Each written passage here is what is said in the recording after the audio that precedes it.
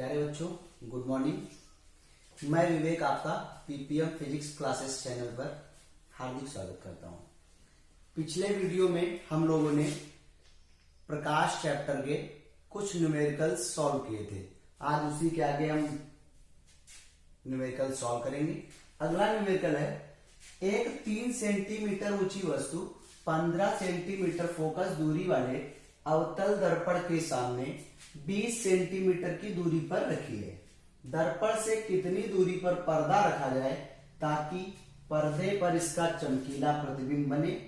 प्रतिबिंब की प्रकृति तथा आकार भी हमें ज्ञात करना है। ठीक है, तो पहले लिखेंगे कि दिया क्या है।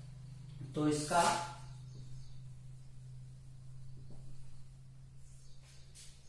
तीन सेंटीमीटर ऊंची वस्तु यानी कि वस्तु की ऊंचाई दी है, जिसको हम किससे प्रदर्शित करते हैं, ओ से।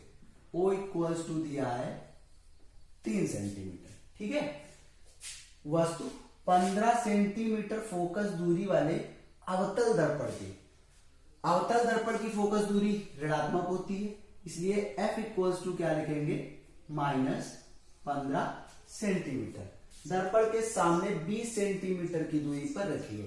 दर्पण के ठीक सामने जब वस्तु रखी होती है तो U हमेशा कैसा लेते हैं, U लेते हैं हमेशा ऋणात्मक, यानी U इक्वल्स टू दिया है -20 सेंटीमीटर। हमसे पूछा जा रहा है दर्पण से कितनी दूरी पर पर्दा रखा जाए ताकि पर्दे पर इसका चमकीला प्रतिबिंब बने।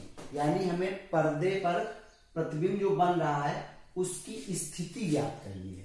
यानी क्या ज्ञात करना है, V का मान ज्ञात करना है। ठीक है, उसके बाद प्रतिबिंब की प्रकृति, क्या आभासी बनेगा, वास्तविक बनेगा, सीधा बनेगा या उल्टा बनेगा, वो ज्ञात करना है।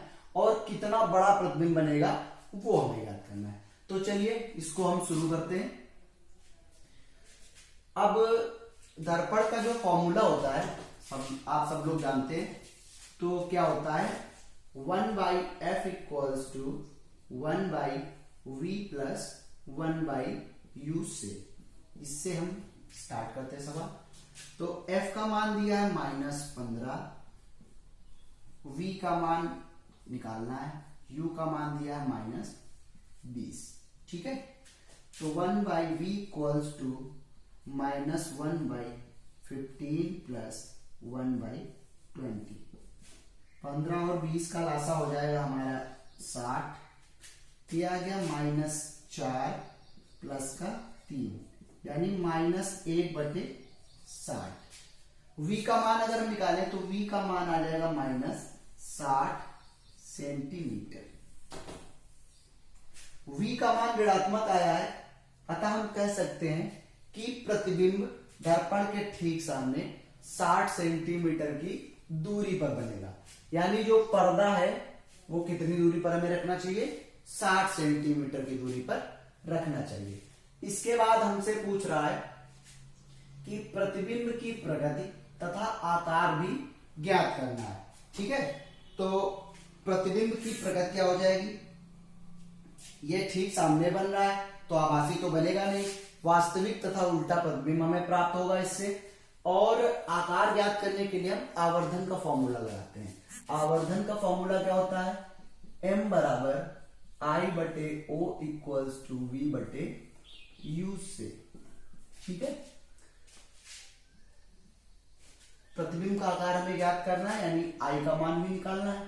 तो I हम ऐसे ही रखेंगे, O का मान दिया है 3, V का मान आया है हमारा -60 और U का मान आया -20। ठीक है, इसको हमने कैंसिल किया, 3 बार गया। तो I बराबर 3 × 3 यानी I बराबर 9 सेंटीमीटर। यानी कितना बड़ा प्रतिबिंब प्राप्त होगा, 9 सेंटीमीटर बड़ा प्रतिबिंब प्राप्त होगा। ठीक है, प्रतिबिंब कैसा प्राप्त होगा, वास्तविक तथा उल्टा प्राप्त होगा।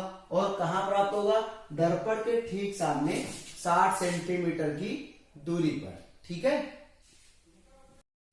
अगला क्वेश्चन है बच्चों, एक गाड़ी में पीछे का क्षेत्र देखने के लिए एक 2 मीटर वक्रता त्रिज्या का उत्तल दर्पण लगा है। ठीक है, यदि बस दर्पण से 6 मीटर की दूरी पर हो तो बस के प्रतिबिंब की स्थिति, प्रकृति तथा आकार ज्ञात करना है। ठीक, तो पहले देखते हैं कि दिया क्या है।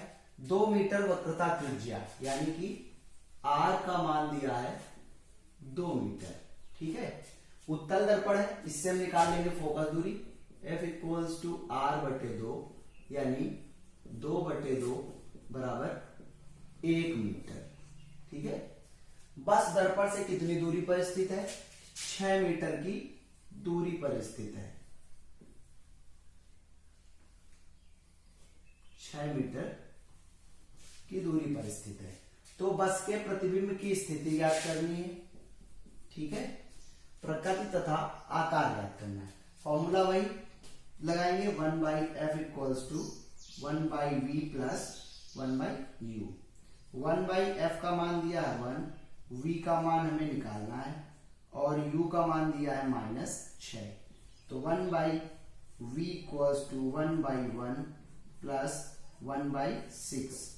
एलसीएम ले लेंगे, 6 प्लस 1 7/6। ठीक है, v का मान निकाल लें तो 6/7 आ गया।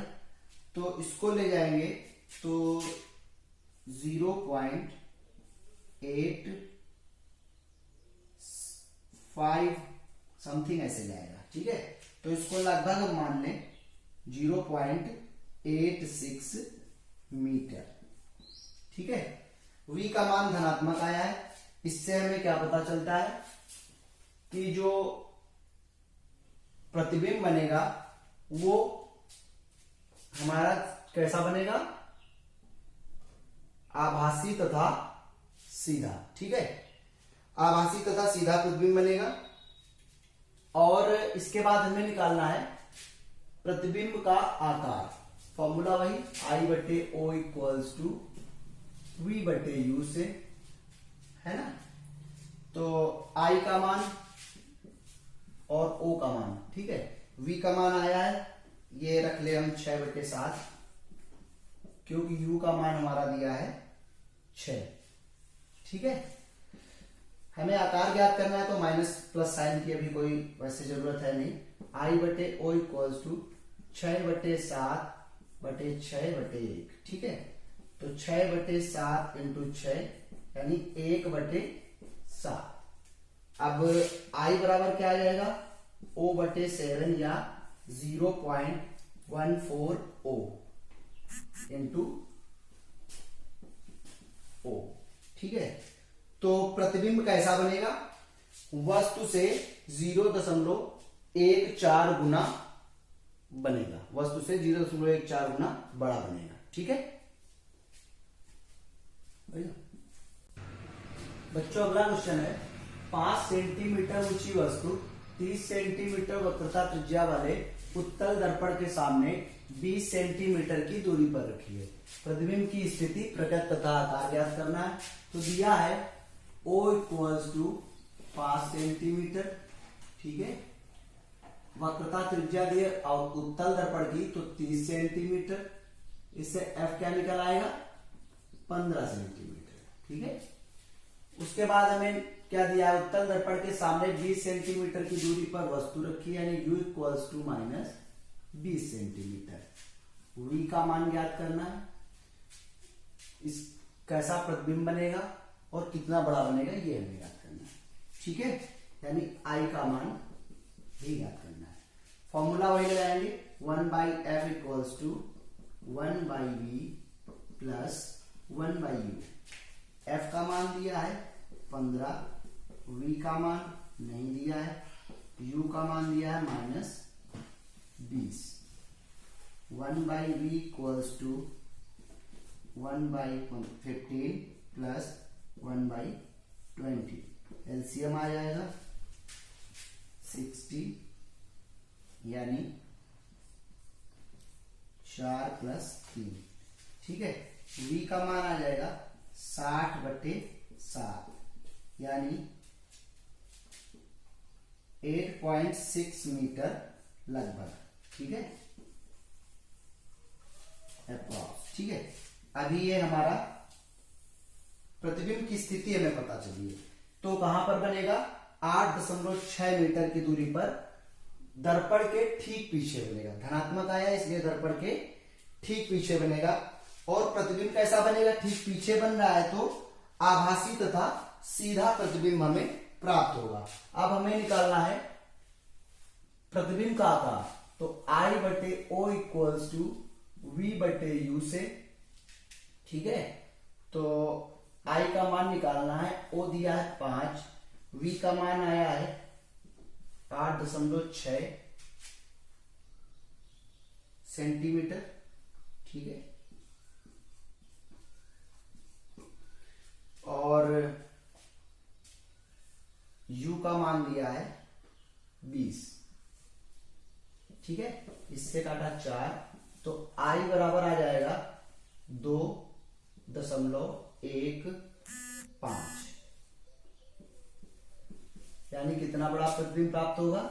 2.15 सेंटीमीटर का प्रतिबिंब हमें प्राप्त होगा। अगला क्वेश्चन है, वायु में 500 नैनोमीटर तरंग दैर्ध्य का प्रकाश पुंज अपवर्तनांक 1.5 की प्लेट में प्रवेश करता है। हमें ज्ञात करना है कांच में चाल, आवृत्ति तथा तरंग दैर्ध्य। एक माध्यम है हमारा वायु, और उससे हमारा प्रकाश किसमें जा रहा है? प्रकाश पुंज कांच में जा रहा है, यानी इसका माध्यम प्रकाश, जो प्रकाश का माध्यम है वो वायु से कांच में हो रहा है। ठीक है, हमें ज्ञात करना है कांच में प्रकाश की चाल, आवृत्ति तथा तरंग दैर्ध्य। तो इससे पहले बच्चों ये समझ लें कि जब एक माध्यम से दूसरे माध्यम में प्रकाश पुंज या प्रकाश हमारा प्रवेश करता है तो प्रकाश की आवृत्ति कभी नहीं बदलती, सिर्फ उसकी तरंग दैर्ध्य बदल जाती है। ठीक है, तो पहले हम ये लिखेंगे कि दिया क्या है, तो वायु में 500 नैनोमीटर तरंग दैर्ध्य, यानी वायु में प्रकाश की जो तरंग दैर्ध्य दी है, तो इसको लैम्डा एयर से हम डिनोट कर देते हैं। ये दिया है 500 नैनोमीटर। ठीक है, नैनोमीटर, इसको मीटर में चेंज कर लें, 500 गुणित 10⁻⁻9 मीटर। ठीक है, प्रकाश पुंज का अपवर्तनांक n कितना दिया है? 1.5। हमें ज्ञात क्या करना है? कांच में प्रकाश की चाल, वायु में प्रकाश की चाल क्या होती है? C इक्वल्स टू 3 × 10⁸ मीटर प्रति सेकेंड। हमें ज्ञात करना है कांच में प्रकाश की चाल, तो इसको हम भी सफिक्स में G यानी ग्लास, कांच में प्रकाश की चाल लिख देते हैं। आवृत्ति हमें ज्ञात करनी है, आवृत्ति को न्यू से, क्योंकि आवृत्ति तो बदलती नहीं है एक माध्यम से दूसरे माध्यम, तो उसको न्यू से डिनोट कर दे रहे हैं। उसके बाद हमें कांच में तरंग दैर्ध्य यानी लैम्डा G का मान ज्ञात करना है। ठीक है, आप लोगों ने पढ़ा है कि अपवर्तनांक n बराबर वायु में प्रकाश की चाल बटे माध्यम में प्रकाश की चाल।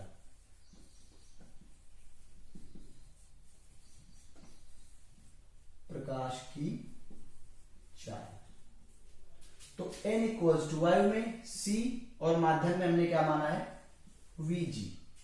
Vg का मान अगर निकालेंगे c बटे n, c दिया है 3 × 10⁸, n का मान दिया है 1.5, तो ये आ गया 2 × 10⁸ मीटर पर सेकेंड। ये हमारा पहला मान निकल के आ गया। ठीक है, आगे हमें क्या निकालना है? आवृत्ति। आवृत्ति हमारी बदलती नहीं है, तो आवृत्ति के लिए हमें वायु में ही उसकी आवृत्ति पहले पता करनी होगी। ठीक है, तो आवृत्ति बराबर फॉर्मूला क्या होता है? आवृत्ति न्यू बराबर c/λ_a। ठीक है, तो न्यू बराबर c का मान दिया है 3 × 10⁸ बटे लैम्डा a का मान आ गया 500 × 10⁻⁹,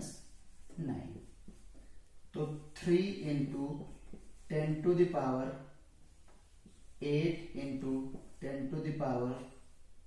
10⁹ बट अपॉन 500। ये 2 जीरो इधर कैंसिल करेंगे तो वहां पे 2 पावर कम हो जाएगी। 3 इंटू 10⁸ यहां और ये 7 15/5। अब इसको हम अगर डिवाइड करें तो 0.6 इंटू 10⁻15। अब ये पॉइंट हम इधर एक खिसका दें तो 6 इंटू 10⁻14 हर्ट्ज। आवृत्ति का मात्रा क्या होता है? हर्ट्ज। तो न्यू का मान हमें मिल गया, न्यू बराबर 6 इंटू 10⁻14 हर्ट्ज। 2 मान हमें प्राप्त हो गए, एक और निकालना है। तरंग दैर्घ्य हमें ज्ञात करनी है। ठीक है, तो अभी फॉर्मूला हमने क्या देखा, अपवर्तनांक n बराबर, ये हो गया, अभी तीसरा निकालना है, यहां से पहला आ गया। अपवर्तनांक n बराबर c/vg। ठीक है, c को हम क्या लिख सकते हैं, न्यू इंटू लेमडा है। n इक्वल्स टू c की जगह पे लिख सकते हैं न्यू इंटू लेमडा है। उसी प्रकार vg की जगह पे हम क्या लिख सकते हैं, आवृत्ति बदलती नहीं है तो आवृत्ति वैसी रहेगी, तरंग दैर्घ्य बदल जाएगी, लेमडा जी। न्यू से न्यू कैंसिल हो जाएगा, n equals to lambda a upon lambda g. हमें निकालना क्या है, लेमडा जी का मान। Lambda g equals to lambda a upon n। Lambda a का मान दिया है 500 इंटू 10⁻⁹ और n का मान दिया है 1.5, यानी 5 इंटू 10⁻⁷ बाई 1.5। अब इसको हम पॉइंट हटाते यहां तो 3.33 इंटू 10⁻⁷ मीटर। लेमडा जी का मान 3.33 इंटू 10⁻⁷ मीटर आ गया होगा। लेमडा ए का मान दिया था 500 नैनोमीटर, इसको हमने मीटर में चेंज किया, 500 × 10⁻⁹ मीटर। फिर हमने क्या किया, अपवर्तनांक 1.5 दिया था। प्रकाश की चाल वायु में हमें ज्ञात थी, c इक्वल्स टू 3 × 10⁸ मीटर पर सेकेंड। vg का मान हमें ज्ञात करना है, न्यू का मान ज्ञात करना है और लेमडा जी का मान ज्ञात करना है। अपवर्तनांक n बराबर होता है वायु में प्रकाश की चाल बटे माध्यम में प्रकाश की चाल, तो c बटे vg हमने सारे मान रख दिए, vg का मान हमें पता चल गया। अगले स्टेप में क्या करते हैं, आवृत्ति बराबर होता है c/λ है, इससे हमने आवृत्ति का मान ज्ञात कर लिया। और फाइनल में तीसरा जो हमें निकालना है, n इक्वल्स टू c/vg से c इक्वल्स टू होता है न्यू इंटू लेमडा है और vg equals to nu into lambda g. क्योंकि आवृत्ति नहीं बदलती, सिर्फ तरंग दैर्घ्य बदल जाती है एक माध्यम से दूसरे माध्यम में प्रवेश करने पर। सारे मान हमने रख लिए और लेमडा जी का मान हमें पता चल गया 3.33 इंटू 10⁻⁷ मीटर। पहले चैप्टर का आखिरी क्वेश्चन। ठीक है, वायु के सापेक्ष कांच एवं जल का अपवर्तनांक क्रमशः 3/2 एवं 4/3 है। जल के सापेक्ष कांच का अपवर्तनांक ज्ञात करना है। तो यह क्या है, वायु के सापेक्ष कांच एवं जल का अपवर्तनांक। वायु के सापेक्ष कांच का अपवर्तनांक 3/2 और वायु के सापेक्ष जल का अपवर्तनांक दिया है 4/3। ठीक है, हमें ज्ञात क्या करना है, जल के सापेक्ष कांच का अपवर्तनांक, यानी जल के सापेक्ष कांच का अपवर्तनांक ज्ञात करना है। तो जिसके सापेक्ष ज्ञात करना होता है पहले लिखते हैं, जिसका ज्ञात करना होता है बाद में लिखते हैं, ये हमेशा याद रखना। तो ANG यानी एयर और एक ग्लास है, एयर वाटर और वाटर और ग्लास। तो वायु के सापेक्ष कांच का अपवर्तनांक 3/2, वायु के सापेक्ष जल का अपवर्तनांक 4/3। हमें क्या निकालना है, जल के सापेक्ष कांच का अपवर्तनांक ज्ञात करना है। इसका फॉर्मूला होता है WNG इक्वल्स टू ANG/ANW। ठीक है, ANG का मान दिया है 3/2, ANW का मान दिया है 4/3। लास्ट वाला पहले से और दूसरा तीसरे से मल्टीप्लाई होगा। WNG equals to 9/8। उम्मीद है बच्चों आज के न्यूमेरिकल्स आपको आसानी से समझ में आ गए होंगे। अगला चैप्टर कल हम स्टार्ट करेंगे, तब तक के लिए